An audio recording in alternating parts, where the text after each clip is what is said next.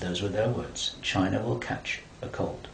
And they were laughing about the fact that these biological weapons will wreak havoc among the Chinese population. And after that, then what effectively will be a kind of plague will actually spread right across the world to the West as well. Our source was not clear whether this was a Chinese retaliation or whether the thing would just spread out of control in the way that it would be very understandable if it did, whether it's racially targeted or not. These things actually mutate. So now you've got a situation where there's been a limited nuclear war in the Middle East. There's a pandemic that really is sweeping across the world and really is killing people very visibly.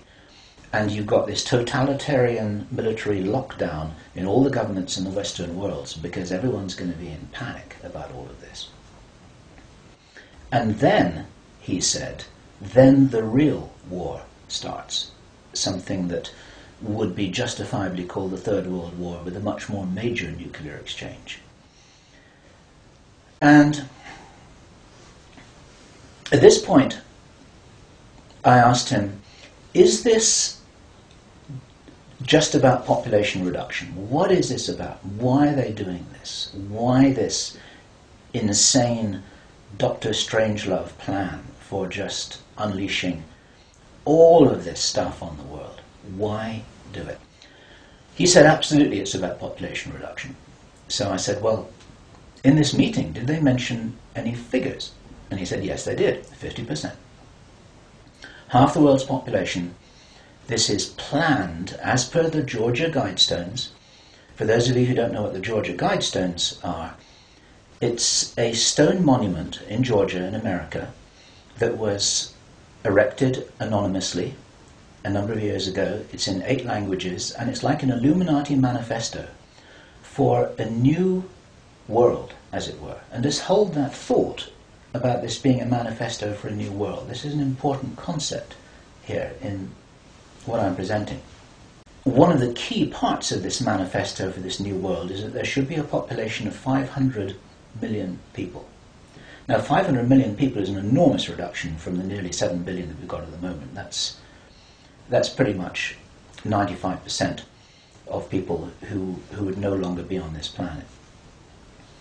And 50% is a step towards that. And there's a reason why they're doing all of this.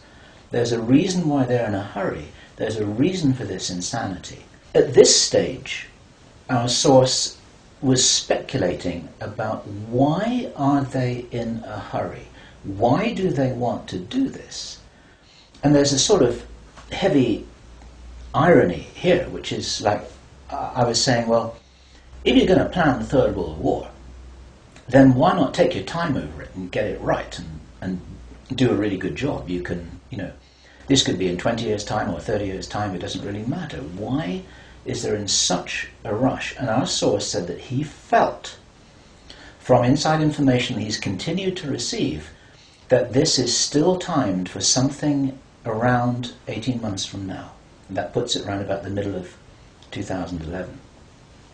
He doesn't know this for sure because these events aren't calendar driven. They're actually event sequence driven. In other words, this has got to happen before that happens, and then after that the next thing can happen, then after that the next thing can happen. So a whole lot of things have got to be in place before all the dominoes fall over. Gerald, it's good to have you back with us. Oh, it's always great being on with you, Alex. So much has been developing and unfolding and happening, and I have my list of questions, but what's coming out in the next Trends Journal? What are you focused on right now? The next Trends Journal is going to be out in a day or two, and the headline story is The Great War. They're leading us to the Great War, the first Great War of the new millennium. And you touched on it with the fear-mongering that they're throwing out there. Let's go back to 1920s. It was the same scheme, just a different time. The Wall Street gang bankrupted the nation. They had a different Ponzi scheme or a Madoff scheme. And the markets crashed in 29. We go into a severe depression. And what do? They lead you to war after they try everything else. We're about to have the bailout bubble burst. First, we had the dot-com bubble go bust. They reinflated that with the real estate and credit crisis bubble. That broke. Rather than letting the big boys on Wall Street lose any money, they loan them trillions of dollars for free to keep juicing this economy. And it makes it look like there's a recovery. It's no recovery. They covered it up with this Santa money. And that's going to run out. It's going to run out globally. You see what's going on in Greece. You see what's going on in the Ukraine. And you said that a year ago. You said it would run out and that they would want more. And now they're saying not just more bailout. Now the bankers are telling us we want value added. We want carbon taxes. We want sales taxes. And we're going to destroy the economy, just like back in October of 2008 when they held us hostage. They said, you give us unlimited trillions and you let us keep it secret or there's going to be a depression. And Congress said no, so they went out and badmouthed the economy. The stock market plunged by almost half. Congress passed it, and now they're holding us hostage again. That's right. And what they're going to do, and this is what the Trends Journal is all about, it's the Great War. And tracking trends is the knowledge of where we are, a clear understanding, how we got here so that we can see where we're going. And you go look back at the last two great wars that they've foisted on the American economy. Look what they started with Afghanistan. It began with, we're going to get Osama bin Laden and those evildoers and bring them to justice. And now 10 years later, no Osama bin Laden. Now they're giving a blind eye to opium production. That's a New York Times story. We're not making that up. And then the Iraq War is a total loser. And now they're extending the war into Pakistan. And that's a big one. So what we're looking at is the Great War. They're taking the world to war. Look at who these people are. Obama, Bush, Clinton, Gates, McChrystal. They're levels between psychopaths and sociopaths. And that's all they are. And people are looking up to these people. And most of them, of course, they've never worn a uniform or fought in one, and they all talk tough about what we have to do. We means you and me, but again, after all this dies down, and they're pumping it up now with this 2-bit nuclear summit that they just held, and they're waving the red flag at Iran. And by the way, the other one is going to be, we're most concerned about what's going to happen with Israel.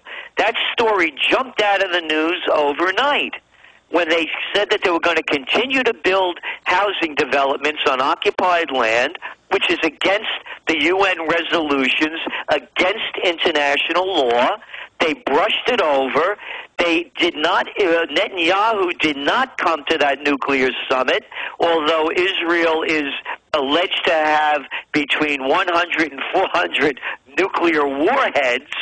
So we can see where we're leading here, and we believe that there's going to be something going on between Israel and Iran, that the United States is going to go into it with them, and when this happens, it's the beginning of the Great War.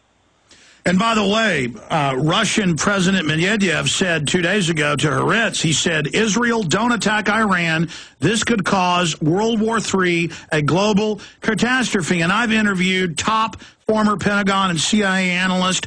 I've read what the others are saying. It all runs from bad to worse. A huge regional war, oil prices tripling, our troops being attacked, depression. That's on the bad. To the worse, starting a nuclear war with Russia and China. And we saw Cheney running that sneak attack with the Georgians on 8/88. That's now been declassified that he wanted to start war.